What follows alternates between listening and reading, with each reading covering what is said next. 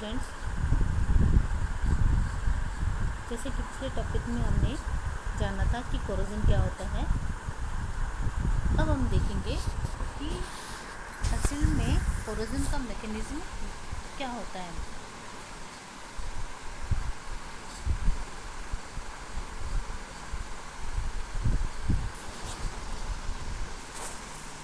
Theory of corrosion by liquid और solution. Electrochemical theory, this theory is based on Nernst theory, यानी यह जो हमारा सिद्धांत है यह इलेक्ट्रोकेमिकल सिद्धांत पर काम करता है। इसमें विद्युत रासायनिक सिद्धांत में ऑक्सीकरण और अपचयन दोनों प्रकार की रिएक्शन या प्रक्रिया होती है। इस सिद्धांत के अनुसार माना गया है कि धातु की असमान सतह या लोहे में जो उपस्थित अशुद्धियाँ ऑक्सीजन, मृत जल या कार्बन डाइऑक्साइड की उपस्थिति से एक छोटे से विद्युत सेल का निर्माण हो जाता है, जिसे हम संचारण युग्म कहते हैं, यानी कोरोजन कपल कहते हैं। धातु की सतह पर कई जगह क्या है, नमी में घुली हुई जो ऑक्सीजन है, ऑक्सीजन की फिल्म इलेक्ट्रोलाइट की विलयन की परत बनाती है। अब ये जो हमारे पास सेल है, इसमें जो है आयरन जो शुद्ध अवस्था में होता है वो एनोड के रूप में कार्य करेगा, और जो अशुद्धियाँ हैं, इम्प्योरिटीज़ है, वो कैथोड की तरह काम करती हैं।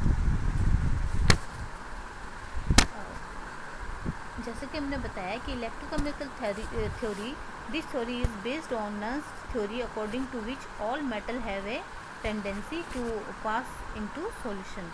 The corrosion occurs due to the presence of separate anodic and cathodic part between which current flows through the conducting solution. At an anodic part, oxidation takes place, and hence anodic metal is destroyed by either dissolving or obtaining in a combined state. Thus, corrosion may always occurs at anodic part. जैसे कि mechanism देखें कि electrochemical corrosion involve flow of electron from anodic to cathodic area. अब हमारे पास है anodic reaction. At the anode metal atom lose their electrons and pass into the solution in the form of positive ion. यहाँ देखिए जो Fe है solid अवस्था में है, इसका क्या हो रहा है, ऑक्सीडेशन हो रहा है। इसमें Fe किसमें, Fe+2 में टूट जाता है तथा 2 इलेक्ट्रॉन रिलीज हो जाते हैं। This process continues as long as the electron and ion are removed from the environment. If the process ceases, corrosion does not exceed.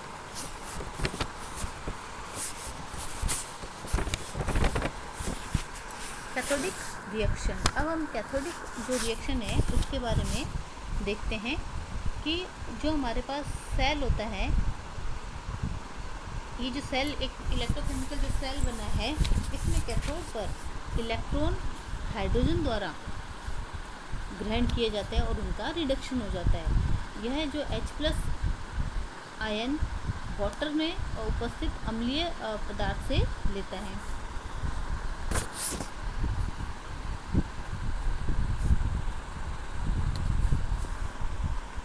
Cathodic, the reaction release at the anode are conduct to the cathode and are possible for reduction at cathode. H+ है electron ग्रहण करके half H2O. H+ ion are produced either by water or any other acid present in the medium. जैसे H2O है, H+ और OH- में carbon dioxide plus H2O, H+ और HCO3- बनाएंगे। The liberated hydrogen cause polarisation and prevent corrosion.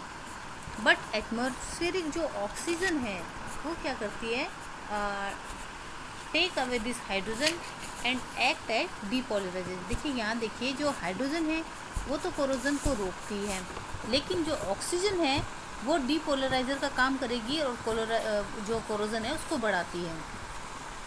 H+ oxygen और 4 electron 4 H+ है, इससे ग्रहण करके बन गया H2O। अब हम देखिए ऊपर वाली जो दोनों रिएक्शन है अगर उनको हम जोड़ते हैं तो उन दोनों रिएक्शन के द्वारा हमें क्या मिलता है, Fe2 है, 4 H+ है और O2, इससे बन गया हमारे पास Fe+2 और H2O। अब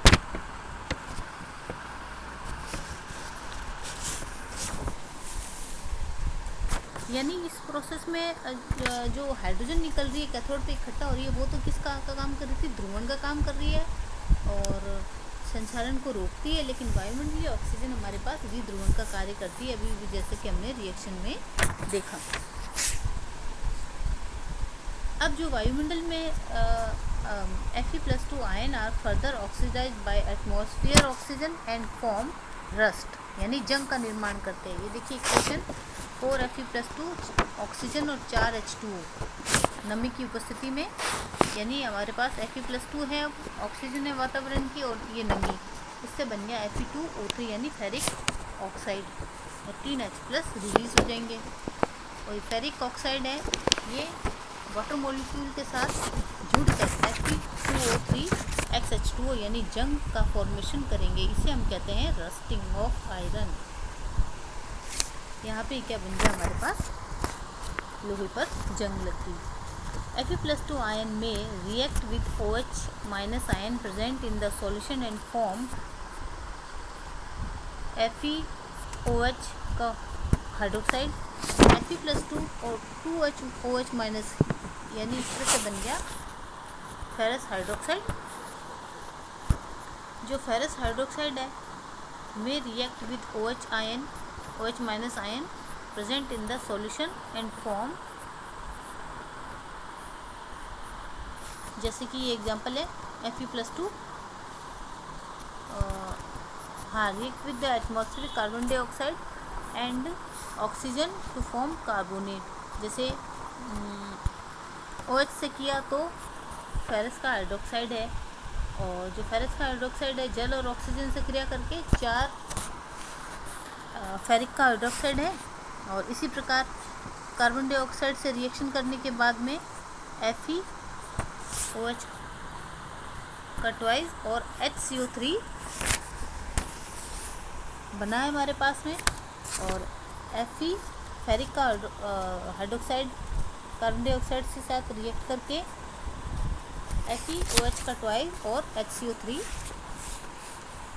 बनाएगा। ये एक छोटा सा डायग्राम है, इसमें लगातार इसमें रस्टिंग ऑफ आयरन को एक डायग्राम के द्वारा दर्शाया गया, जिसमें देखो Fe एनोड का कार्य कर रही है और यहाँ पे जो अशुद्धियाँ हैं वो कैथोड का काम करती है। Fe वातावरण में प्रेजेंट जो नमी है, ऑक्सीजन है इत्यादि के द्वारा Fe+2 में बदल जाएगी, जिसका फर्दर ऑक्सीडेशन के द्वारा Fe2O3 यानी, और जिसके साथ मॉइस्चर साथ में जुड़ेगा तो एक हमारे पास जंग का निर्माण होगा।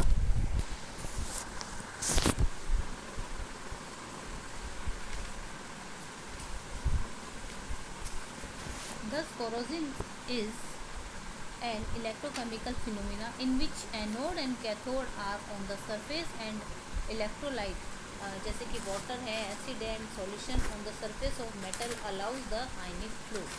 The metal which are not the top of electrochemical series are more prone to corrosion since they act as anode, and metal below in series as anode for the metal below in series. Thus aluminum should have more corrosion than Fe, but practically it is not true. This is due to formation of protective oxide layer on the surface of aluminium, which is further prevent the corrosion. जो हमारे पास corrosion एक हम जानते हैं कि वैद्युत रासायनिक प्रक्रिया है जिसमें एनोड और कैथोड धातु की सतह पर बनते हैं, और जो इलेक्ट्रोलाइट है वो वाटर है, अम्ल या लवण का विलयन बन के इलेक्ट्रोलाइट का काम करेंगे। इस तरह से आयनिक प्रवाह होगा और संचारण होता रहता है। जंग सतह को नहीं बचाता बल्कि ऑक्सीजन निकलने के कारण और अधिक जो कोरोजन में मदद करता है। इलेक्ट्रोकेमिकल सीरीज में जो तत्व श्रेणी में ऊपर है उनका कोरोजन ज़्यादा होगा, क्योंकि वे अपने से नीचे की जो मेटल है के लिए एनोड का बिहेव करेंगे, जबकि जो नीचे है उसका कम, क्योंकि कम रिएक्टिव होने के कारण ये इलेक्ट्रॉन आसानी से नहीं त्यागती है। हम जानते हैं सीरीज में जो ऊपर आएंगे वो इलेक्ट्रॉन आसानी से त्याग लेंगे। ये अपने से ऊपर धातुओं के लिए कैथोडिक व्यवहार करेगा, जैसे कि एल्यूमिनियम है, इसके लिए है जो रिडक्शन पोटेंशियल है -1.66 वोल्ट है, जो आयरन का है -0.44 वोल्ट के ऊपर है का संचारण अधिक होना चाहिए, लेकिन एल्यूमिनियम का संचारण कम होता है। कारण ये होता है कि एल्यूमिनियम वायुमंडलीय ऑक्सीजन से क्रिया करके एक ऑक्साइड की लेयर बनाता है जो कि कोरोजन को रोकती है। साथ ही हम ये देखते हैं कि जो लवण का जलीय विलयन होता है उसमें कोरोजन ज़्यादा होता है।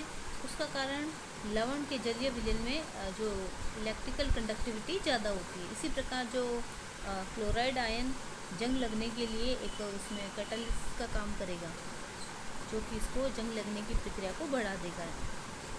इसीलिए क्या होता है कि समुद्री पानी बस सड़क पर बर्फ़ को पिघलाने के लिए हमेशा नमक डालते हैं।